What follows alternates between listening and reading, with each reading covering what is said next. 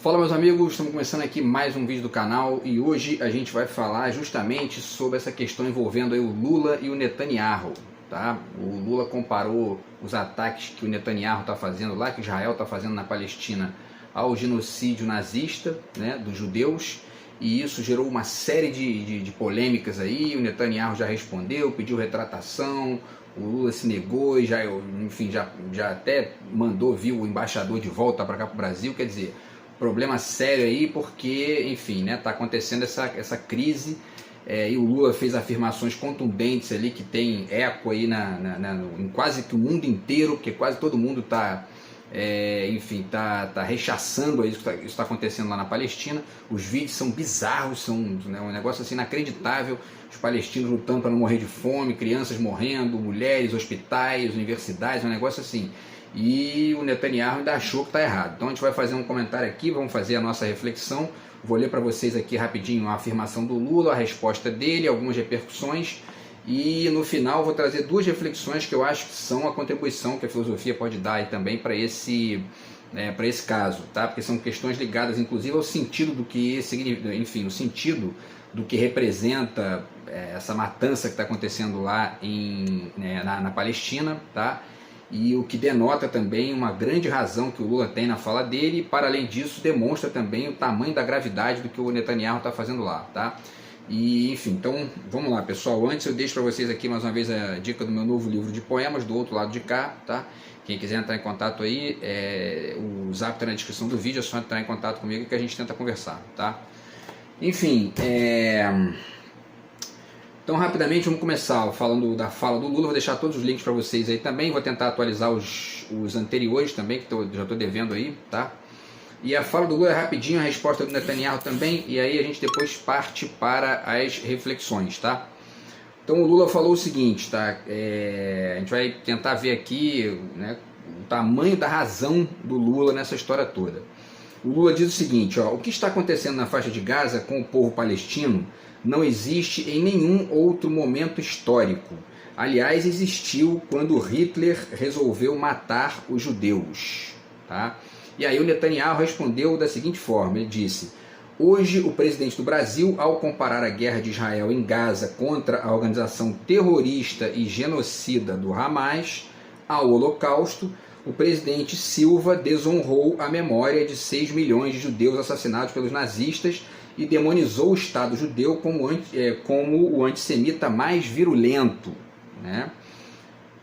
Ele deveria ter vergonha de si mesmo. Você sabe que muitas vezes falamos sobre a história do antissemitismo e dizemos como essas mentiras que foram lançadas contra o povo judeu, essas falsificações extraordinárias, essas diatribes inacreditáveis que não tinham base em fatos, como tantas pessoas puderam acreditar neles. Mas é exatamente isso que está acontecendo hoje no caso de Israel.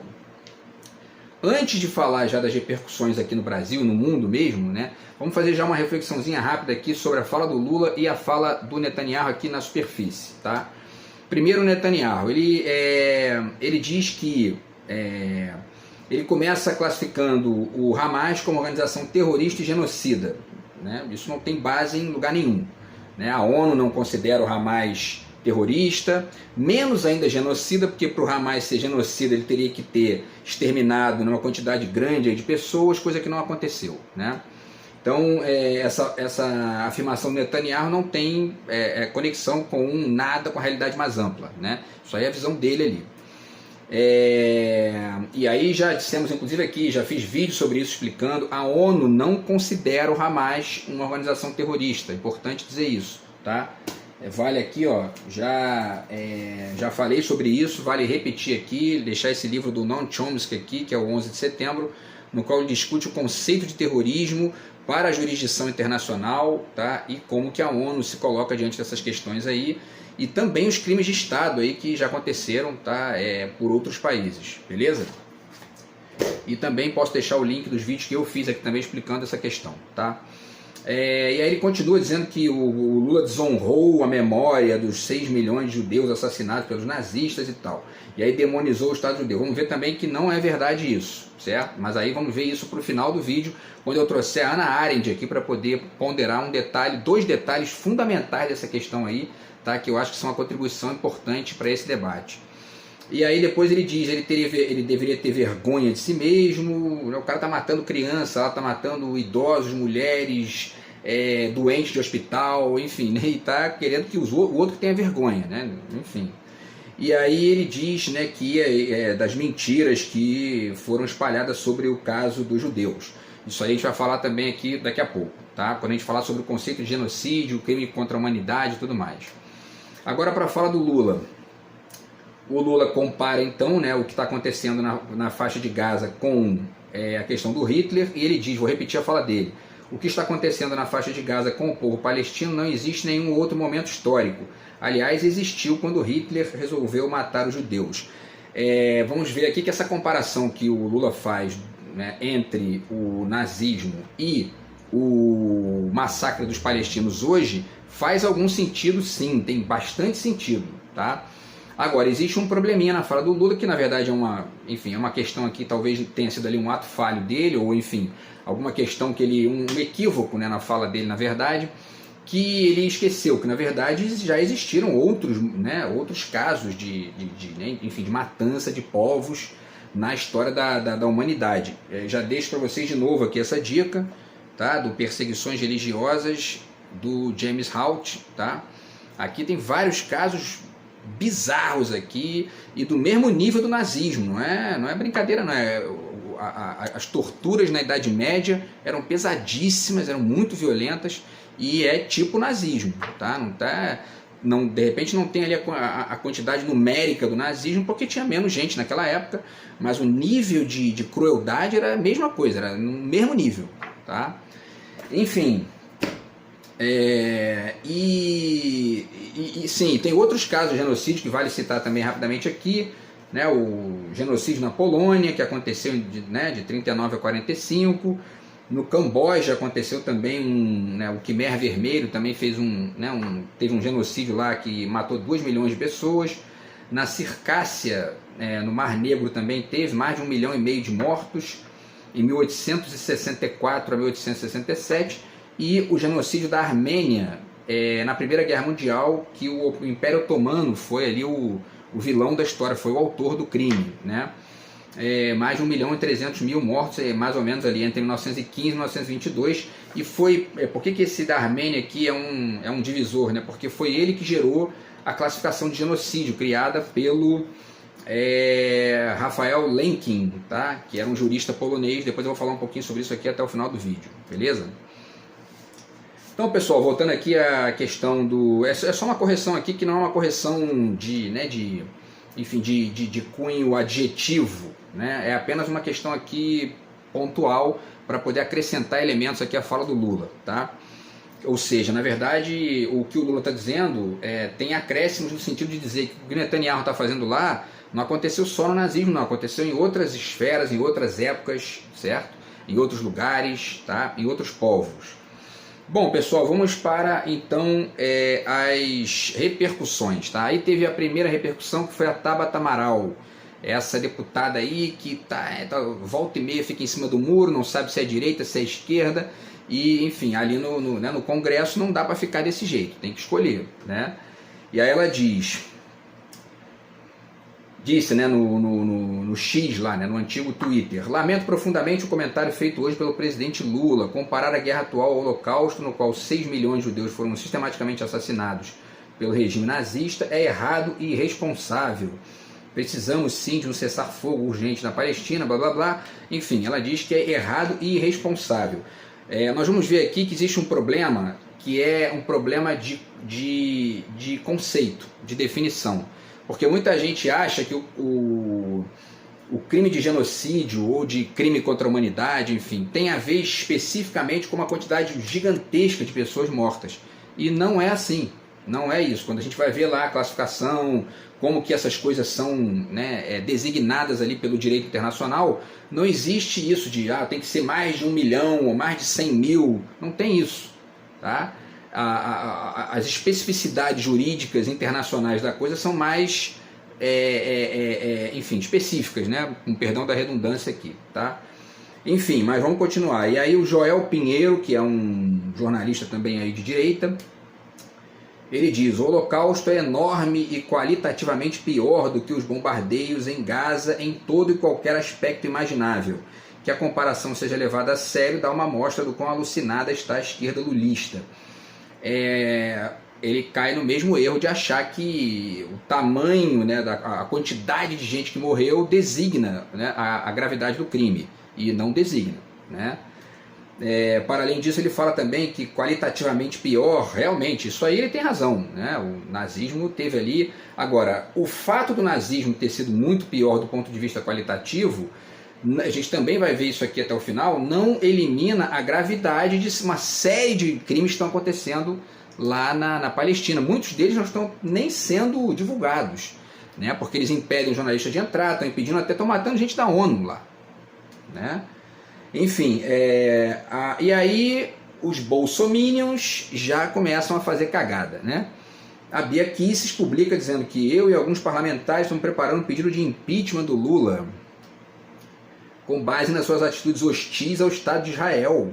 A Câmara e o Senado devem fazer a sua parte. É inadmissível o vexame a que Lula está submetendo o Brasil, país que tanto contribuiu para a fundação do Estado de Israel. Qual é o vexame que o Lula... Pelo contrário, o Lula está fazendo eco aí a mais de 90% do mundo, né?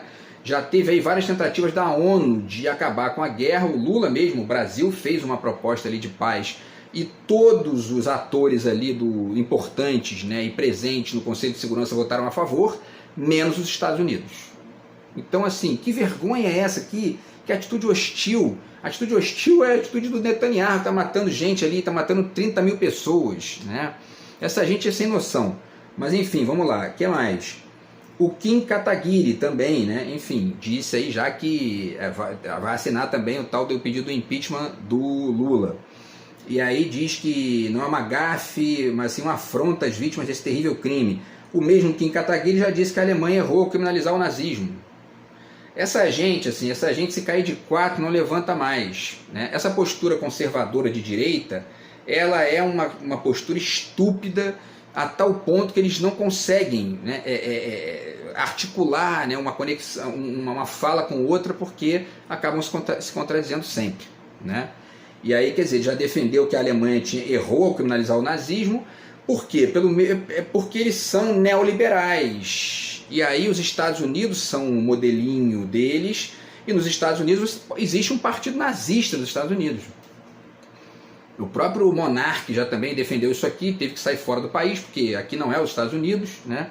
E aí ele foi para lá, por quê? Porque lá nos Estados Unidos você pode defender nazismo. Teve outro dia, inclusive, uma passeata lá, né?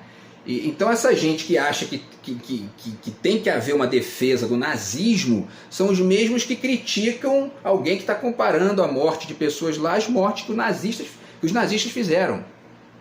Sabe? Uma gente sem noção total, assim, né? Sem noção. O Rodrigo dos Reis disse: Lula gerou uma crise diplomática com Israel e teremos sanções econômicas. Israel é um espirro, né, do ponto de vista econômico ali, das relações econômicas com o Brasil.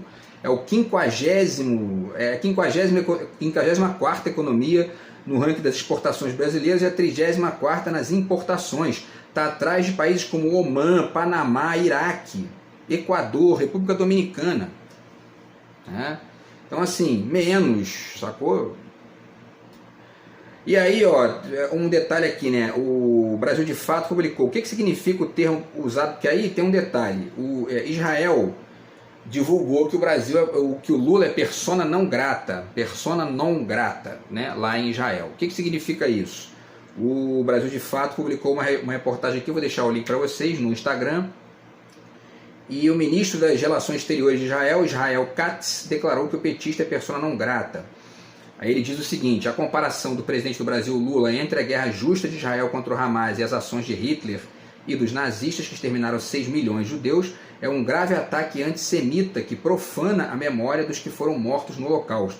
Não perdoaremos nem esqueceremos. Em meu nome, em nome dos cidadãos de Israel, declarei ao presidente Lula que ele é uma persona não grata em Israel até que ele se desculpe e reconsidere suas palavras. Vale dizer o seguinte: o próprio Netanyahu está longe de ser uma unanimidade em Israel.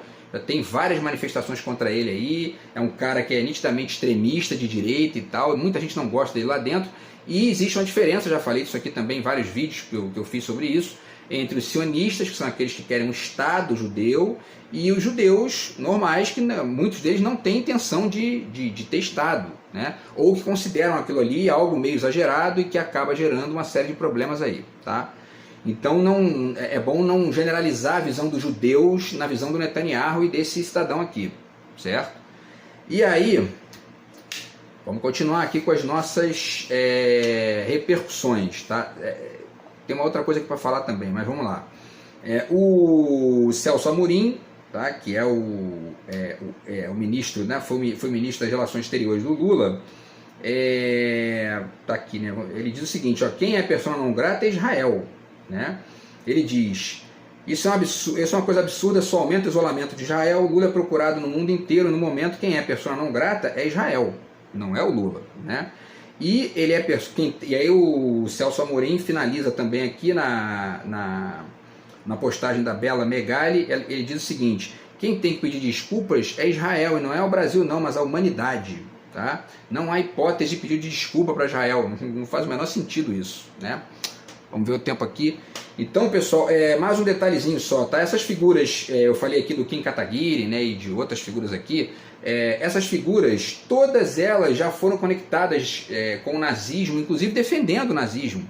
Bolsonaro já tem uma postagem aqui que eu vou deixar para vocês também, que é uma postagem da página Anti-Bolsonarismo, que eles fizeram uma montagem lá com umas 10 vezes aí nos últimos anos que o Bolsonaro defendeu o nazismo. Teve gente, ministro dele, fazendo tipo dublezinho de nazista ali com cenário e tal, quer dizer, né? E querem fazer impeachment do Lula, sabe? O próprio Netanyahu disse em outubro de 2015 que o Hitler não queria exterminar os judeus. E aí tinha conexão com um cara lá de Jerusalém, depois eu deixo o link para vocês aqui também, quer dizer, sabe, um negócio assim, uma gente sem noção, estúpida, sabe, e violenta, né?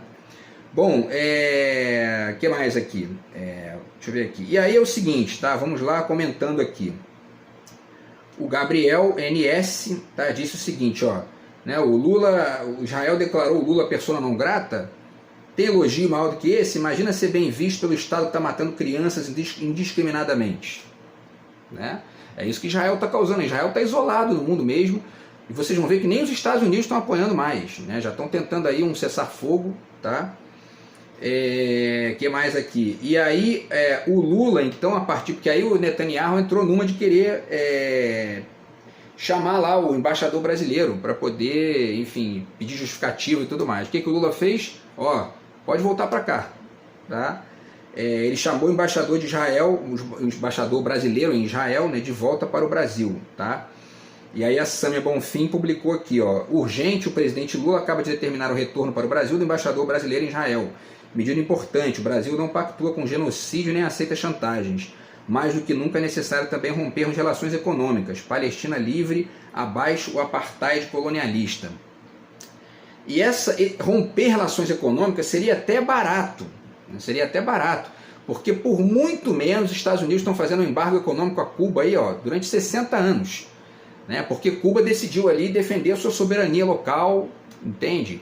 E lutar contra uma máfia dos Estados Unidos que tinha ali antes, que eu já fiz vídeo aqui sobre isso, né?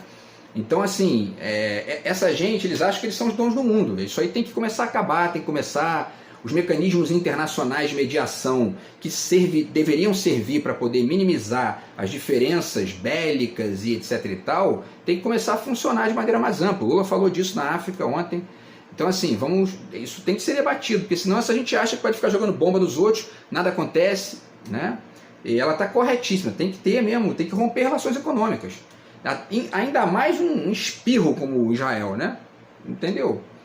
Enfim, e aí o André Fran, na página aqui Movimento Democracia, diz o seguinte: o Netanyahu chamou o mundo a repudiar a fala do Lula. Independente do julgamento da fala, tal reação a ela não aconteceu, pelo contrário. Só hoje vimos várias falas duras oficiais e institucionais contra Israel, vindas de Espanha, Irlanda, Turquia, Austrália, Canadá, Índia e Japão. Todas repercussões internacionais contra o Netanyahu e a favor da fala do Lula, certo? O que mais? O Renato Souza publicou: antes de criticar os ataques de Israel em Gaza, Lula recebeu aval de chefes de Estado e governo de 77 países. E está pouco ainda, porque a ONU quase em peso está indo contra o que Israel está fazendo lá, né? O Rômulo Dias, né, publicou: sabe qual chefe de Estado rebateu a fala do Lula? Nenhum. E não teve nenhum representante de governo aí, estrangeiro, que tenha ido para a mídia para dizer: ó, o Lula errou, o Lula não pode fazer isso, blá blá blá. Não tem, né? Talvez você escute isso aí de repente de algum extremista desse de direita, que é minoria da minoria da minoria, né? O Lula está fazendo eco ao que o mundo inteiro está vendo lá, que é um absurdo, né? E o mesmo Renato Souza publicou aqui mais uma repercussão internacional. Ele diz: atenção, os Estados Unidos se preparam para propor na ONU um cessar-fogo temporário em Gaza. O objetivo é impedir ataque terrestre em Rafah, que é ali aquela parte final, ao sul da Palestina, onde estão lá, né, os refugiados, porque Israel já destruiu quase tudo, né? E a avaliação aponta que a população palestina desesperada iria avançar além da fronteira e entrar no Egito, tá? Deixa eu ver aqui, pessoal, o que está faltando falar. Deixa eu ver aqui, tá? Outra repercussão também, o Ivan Valente, tá? O deputado, publicou também no Instagram: efeito Lula, 26 dos 27 países da União Europeia pedem pausa humanitária imediata em Gaza. A iminente operação militar em Rafah é assombrosa, o genocídio precisa ser contido. Lula está certo, porque Israel estava ali planejando, né, invadir, fazer uma invasão final ali naquela última parte da Palestina, e os Estados Unidos já estão tentando aí barrar isso, porque ninguém está apoiando, né? Tá, e aí a Palestina também está acusando Israel de genocídio no Tribunal Penal da ONU. Vou deixar o link para vocês aí também, tá? E uma reportagem da revista Fórum que diz que a fala do Lula sobre o genocídio em Gaza repercutiu internacionalmente e já foi chamado de corajoso, né, por várias figuras aí, inclusive por jornalistas da Al Jazeera e tudo mais. Vale dizer, inclusive, o seguinte: eu li aqui que esse massacre de Israel na Palestina é o que já matou mais jornalistas na história dos conflitos, tá? Então, quer dizer, isso é importante de ponderar também. Bom, pessoal, então aqui para finalizar, tem uma fala do Janones também.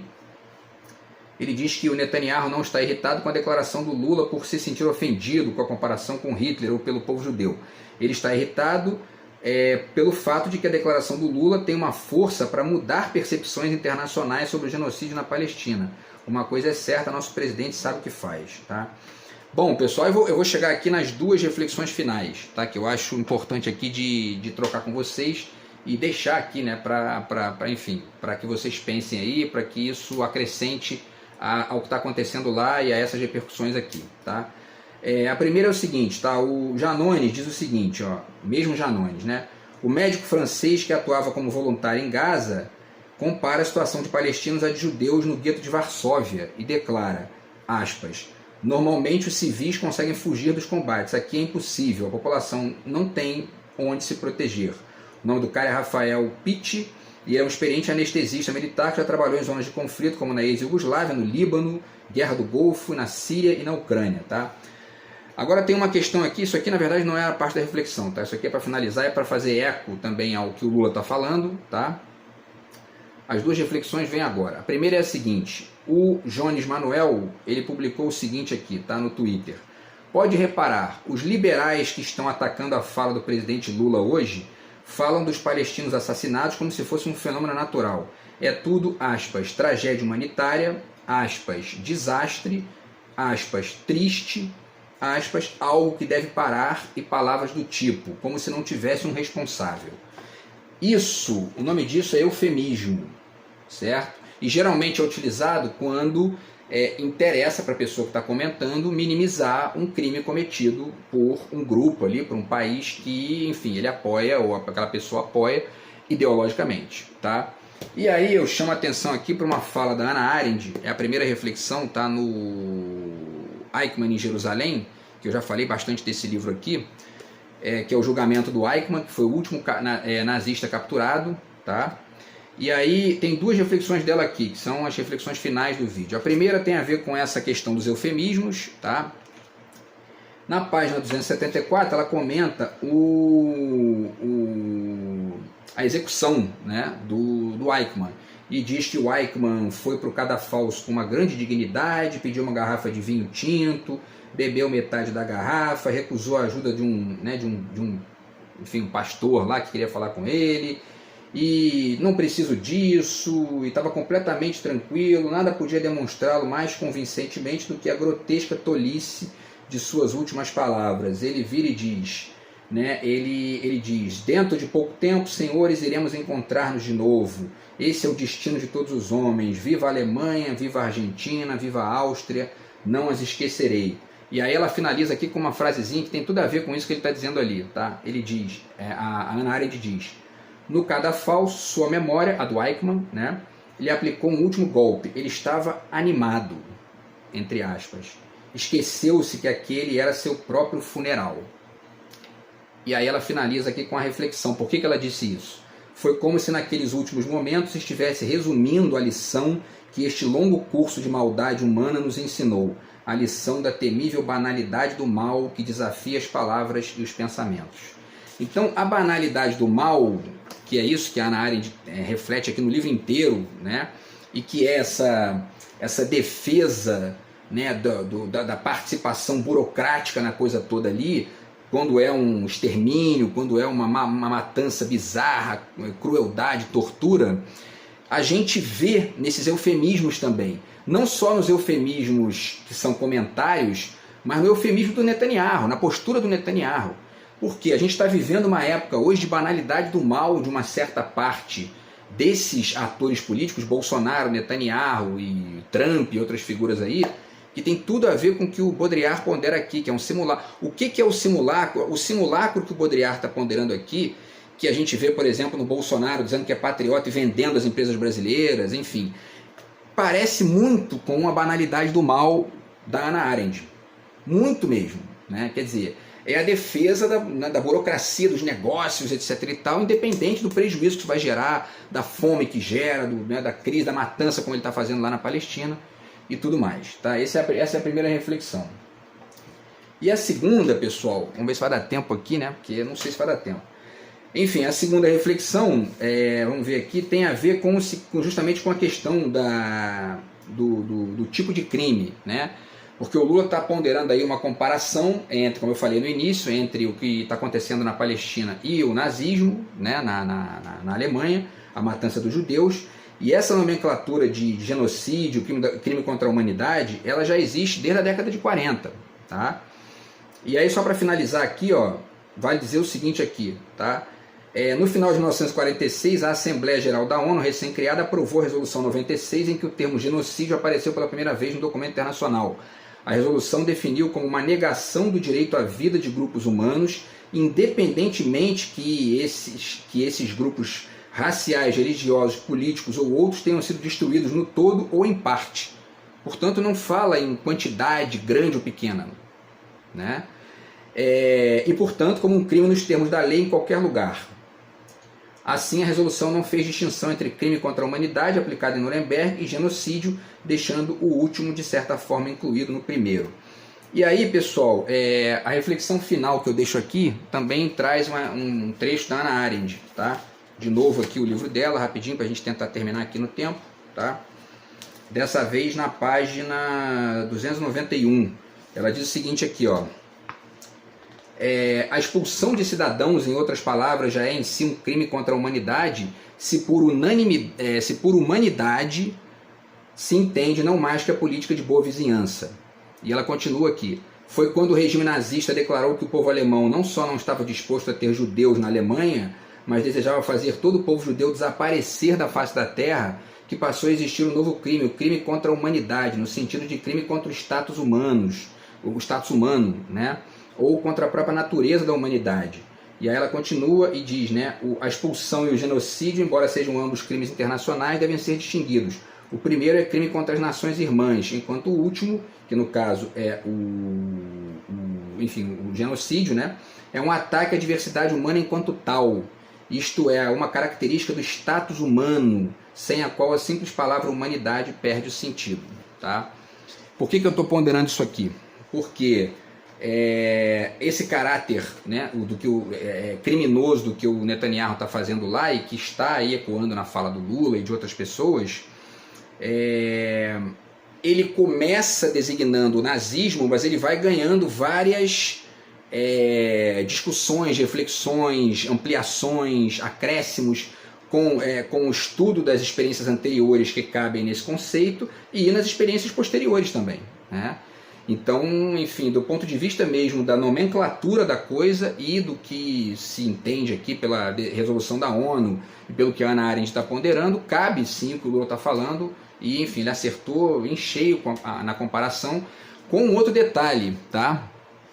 O detalhe de que ele está chamando o Netanyahu a refletir sobre o que ele está fazendo como uma espécie de ressentimento violento, historicamente falando aí, contra os palestinos, repetindo, né, o que os judeus sofreram lá na Alemanha. Beleza, pessoal? Então a gente continua refletindo esse tema aí nos vídeos seguintes aqui do canal, tá? Com outras dicas literárias. Grande abraço, tamo junto, fui.